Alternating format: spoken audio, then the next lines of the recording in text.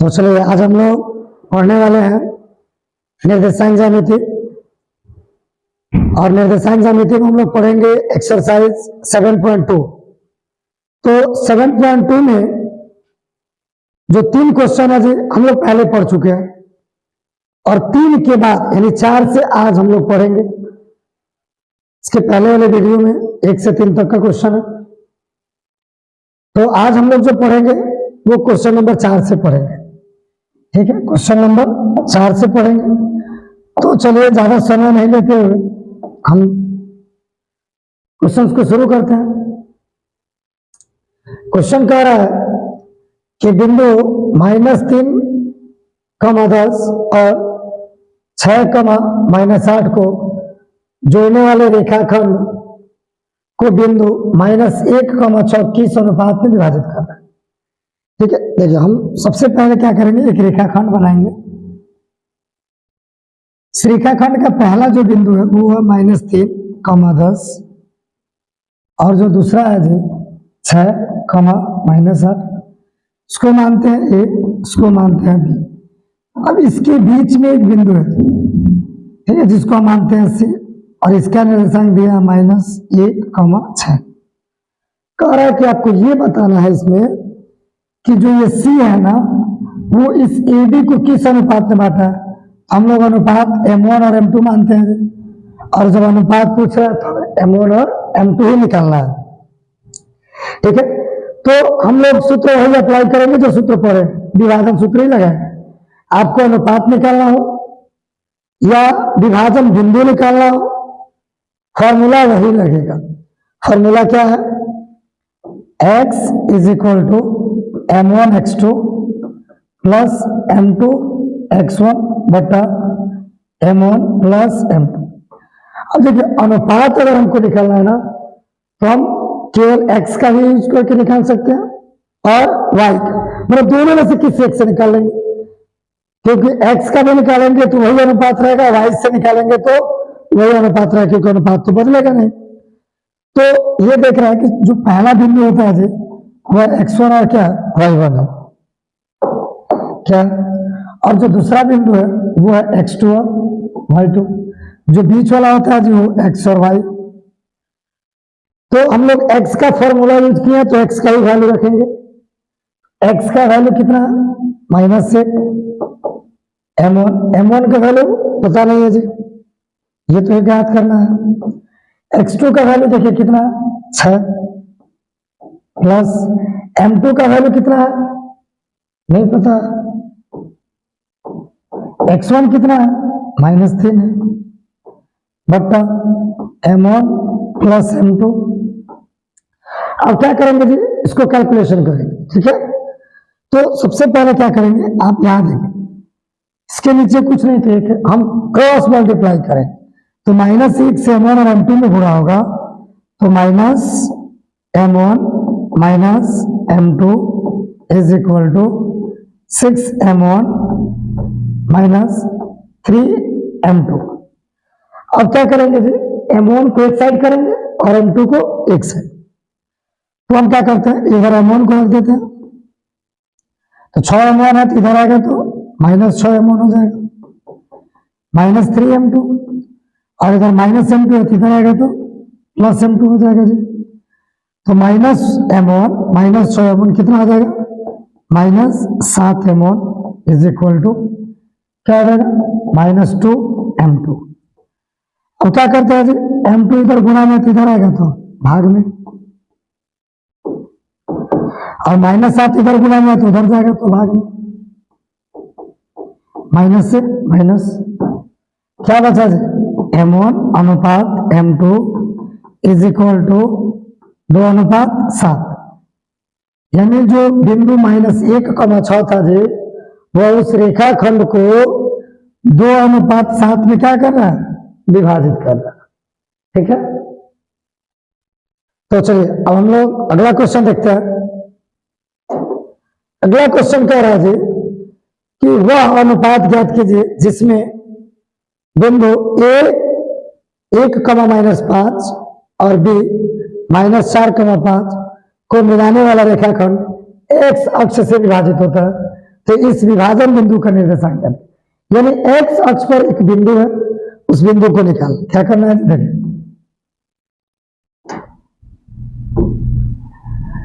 ठीक, ये एक्स अक्ष हो गया।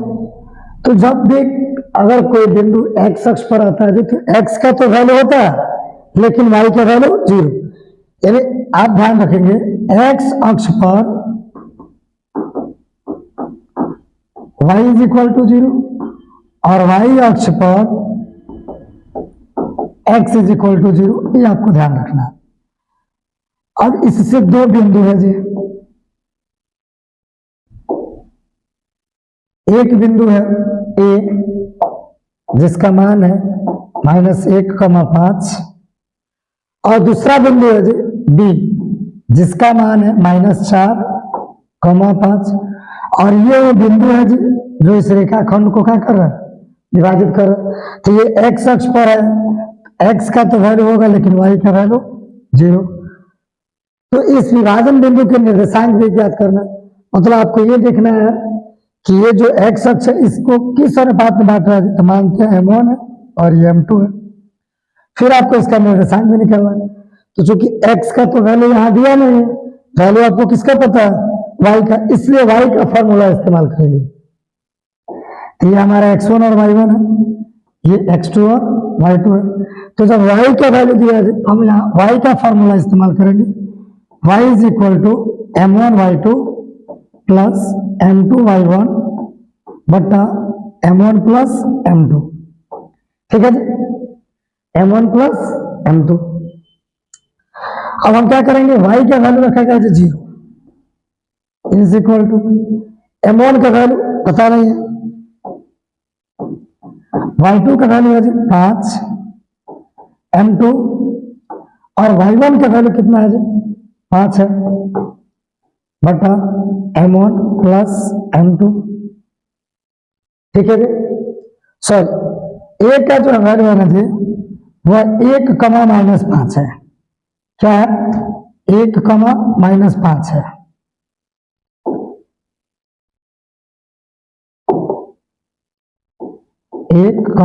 -5 है जी। तो जो y2 का वैल्यू होगा, सॉरी y1 का, वो आपका हो जाएगा -5। अब क्रॉस गुणा करेंगे तो क्या हो जाएगा, 0 is equal to 5m1 minus 5m2। Minus में आ जाए तो इधर आएगा तो प्लस में, यानी हम सीधी सी बात कर सकते हैं कि 5m1 बराबर 5m2। चूंकि माइनस में आते इधर आएगा तो प्लस में। अब क्या करेंगे, 5 से 5 कट गया, m2 को इधर ला देते हैं, m1 बटा m2 कुछ नहीं थे 1/1, यानी m1 अनुपात m2 इज इक्वल टू 1:1। यानी यह रेखाखंड 1:1 बट रहा है, मतलब जो एक्स अक्ष है इस रेखाखंड के बीचों बीच स्थित है। अब हमें क्वेश्चन में कह रहा है कि इस बिंदु का निर्देशांक ज्ञात करें, तो बिंदु के निर्देशांक में y तो हमें पता है, x निकालना है। तो आपको पता है कि जब भी m1 और m2 का वैल्यू बराबर होता है तो x और y का मान निकालने के लिए हम लोग एक सूत्र का अध्ययन किए हुए हैं, जिस सूत्र को कहते हैं मध्य बिंदु, और मध्य बिंदु का सूत्र होता है x is equal to x1 plus x2 बटा 2। तो क्या करेंगे, x1 का वैल्यू कितना आ जाए, x1 का वैल्यू 1, x2 का वैल्यू -4 बटा 2, 1 में से -4 जाएगा जी -3 बटा 2, यानी जो इस बिंदु का निर्देशांक आया वो हो गया -3 बटा 2, 0। ठीक है, -3 बटा 2, 0। यानी पहले आपको इस रेखाखंड का अनुपात निकालना था, ये किस अनुपात में बटा है। ठीक है, फिर आपको निकालना था उस बिंदु का निर्देशांक। ठीक है, चलिए आगे हम लोग देखते हैं। अगला क्वेश्चन कह रहा है, यदि बिंदु 1,2, 4,y, x, 6, 3,5 इसी क्रम में लेने पर एक समांतर चतुर्भुज के शीर्ष तो x और y क्या था। देखिए कह रहा है कि एक समांतर चतुर्भुज की बात है जी।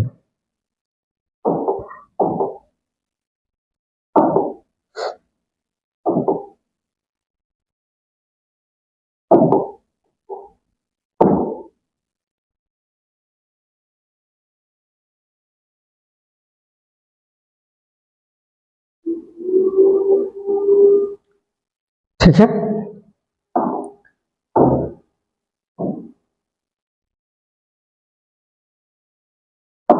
चलिए, एक समांतर चतुर्भुज हो गया, ए बी सी और ये डी है, ठीक है। ये इसके विकर्ण हो जाएंगे। पता है जी, समांतर चतुर्भुज के जो विकर्ण होते हैं ना, एक दूसरे को समविभाजित करते हैं, यानी जितना बड़ा ये होगा उतना ही बड़ा ये, और जितना बड़ा ये होगा उतना बड़ा ये होगा। मतलब ये तो फिक्स है जी, ये जो बीच का बिंदु है ये मध्य बिंदु कहलाएगा। क्या कहलाएगा? मध्य बिंदु। अब हम इसका वैल्यू रखते हैं। ए का है 1,2, बी है 4,y, सी है x,6 और y है, b का वैल्यू है 3,5। अब हम क्या करेंगे, ध्यान देंगे, ये मध्य बिंदु है तो इसका तो फिक्स है कि आपका निर्देशांक x, y होगा। तो ये ध्यान रखें, अगर हम विकर्ण AC के लिए निकाल रहे हैं तो भी वही x होगा, ठीक है, क्योंकि इसके बीच में। अगर BD के लिए निकाल रहे हैं तो भी वही x होगा, तो भी वही x होगा। मतलब दोनों का x का वैल्यू बराबर होगा। यानी अगर हम विकर्ण AC का x का वैल्यू निकालते हैं और विकर्ण BD का मान निकालते हैं तो ये बराबर होगा, ठीक है। तो क्या करेंगे, अब ये मध्य बिंदु है तो सीधी सी बात है, पहले विकर्ण AC के लिए x निकालते हैं हम लोग। तो यहां देखिए, पहला x का वैल्यू 1 है और यहाँ x 1 + x बट्टा 2, मध्य बिंदु का सूत्र अप्लाई करेंगे क्योंकि अनुपात बराबर है। अनुपात कैसे बराबर है? चूंकि समांतर चतुर्भुज है तो समांतर चतुर्भुज के विकर्ण क्या करते हैं, समविभाजित करते हैं। अब हम निकालते हैं जी विकर्ण BD के लिए x का है, तो जब BD के लिए निकालेंगे तो यहाँ x 4 है और यहाँ 3 है, तो 3 + 4 बट्टा 2। तो चूंकि दोनों के लिए सेम x है, इसलिए जब LHS बराबर है तो RHS भी क्या होगा, बराबर, यानी 1 + x बट्टा 2 = 3 + 4 बट्टा 2, 2 से 2 कट जाएगा, 1 + x = 3 + 4 क्या हो जाएगा जी, 4 3 7, 1 प्लस में तो उधर जाएगा, 7 - 1, x का वैल्यू 6 आ गया। इसी तरीके से जब x का वैल्यू सेम वही है तो y का भी वैल्यू वही होगा। तो हम क्या करेंगे, अब y के लिए लिखते हैं, तो जब y के लिए लिखेंगे तो y का वैल्यू जोड़ेंगे, यहाँ कितना है 2, यहाँ कितना है 6, यानी 2 + 6 बट्टा 2।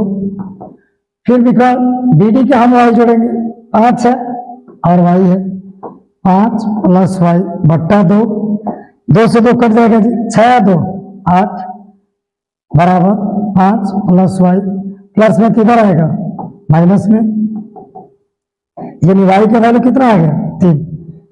यानी जो x और y का वैल्यू है जी, तो x का वैल्यू आ गया आपका 6 और y का वैल्यू आ गया 3, ठीक है। चलिए अगला क्वेश्चन हम लोग देखते हैं। अगला क्वेश्चन कह रहा है कि बिंदु A के निर्देशांक ज्ञात कीजिए, जहां AB एक वृत्त का व्यास है जिसका केंद्र 2,-3 तथा B का निर्देशांक 1,4। यानी सबसे पहले हम लोग क्या करेंगे जी, एक वृत्त लेंगे, वृत्त हो गया, ठीक। अब कह रहा है इसका एक व्यास ले लेते हैं हम लोग, ये इसका केंद्र हो गया जी, केंद्र का वैल्यू दिया है 2,-3, ये बिंदु A है और ये B है और ये O है, और B का निर्देशांक दिया 1,4। और आपसे पूछ रहा है A का, तो चूंकि ये पहला बिंदु है जी, तो पहला बिंदु का निर्देशांक होता है x1, y1, लास्ट वाला जो बिंदु होता है x2, y2, और बीच वाला रहता है जी x, y। और यहां भी ध्यान देंगे कि OA और OB वृत्त की त्रिज्या है, इसलिए ये बराबर होगा। यानी यहां भी बात करें तो M1 और M2 का वैल्यू क्या होगा, बराबर होगा। तो जब M1 और M2 बराबर होगा तो आप सूत्र क्या लगाएंगे, x के लिए x1 + x2 बट्टा 2 और y के लिए y1 + y2 बट्टा 2। एक्स का वैल्यू कितना है देखो 2, x1 पता नहीं है, x2 का मान पता 1/2, क्रॉस मल्टीप्लाई करते हैं, x1 + 1 = 2 दूना 4, प्लस में तो उधर जाएगा माइनस में, x1 का वैल्यू कितना हो गया 3, कितना हो गया जी 3। अब क्या करेंगे, इसी तरीके से y निकालते हैं, तो y का वैल्यू कितना है -3, y1 निकालना है, y2 कितना है 4/2, क्रॉस गुणा करेंगे जी तो 2 3 6, y1 + 4, 4 प्लस में तो इधर आएगा माइनस में, y1 6 4 10, ठीक है। यानी बिंदु ए का जो निर्देशांक हो गया जी वो क्या हो गया, x का वैल्यू 3 आया है और y का वैल्यू -10, ठीक है। तो आप इस वीडियो को अच्छे से देख करके अपने क्वेश्चंस को रिवीजन करें, फिर इसका अगला क्वेश्चन हम अगले वीडियो में लाएंगे, और आप अपनी तैयारी बेहतर से बेहतर करते रहें। बहुत जल्द ही हम लोग सभी सिलेबस को अपने इस चैनल पर हम लोग लेके आने वाले हैं, सब्जेक्टिव ऑब्जेक्टिव, ठीक है, मॉक टेस्ट, सब कुछ आपको मिलेगा। बस आप हमारे चैनल के साथ जुड़े रहें और अपनी तैयारी बनाएं।